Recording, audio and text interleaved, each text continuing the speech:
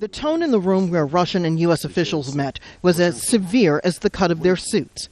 And yet this 2+2 meeting on diplomatic and military issues still took place. We are united by shared responsibility.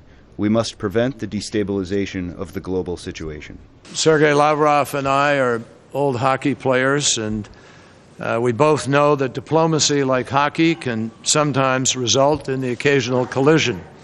The latest collision, of course, over Russia's decision to grant temporary asylum to this man, former NSA contractor Edward Snowden.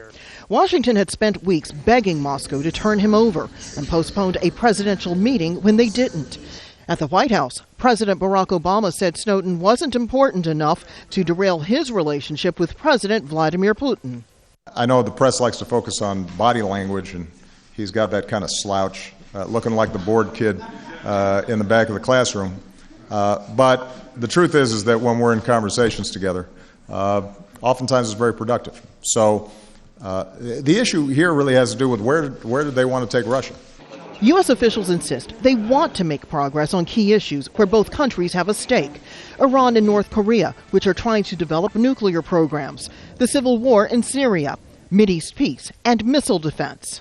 One area where defense officials found agreement was on the need to hold joint military exercises, but not so much concrete agreement on the diplomatic side. For example, the U.S. has long called on Moscow to stop shipping weapons to Damascus. But now that Washington has decided to give Syrian rebels weapons as well, that argument isn't working. And Moscow is worried about the increased U.S. military presence in the Asia-Pacific. Even so, there is this reassurance from Sergei Lavrov. There is no new Cold War. An effort to stay focused on business, even when significant differences separate both countries. Rosiland, Al Jazeera, the State Department.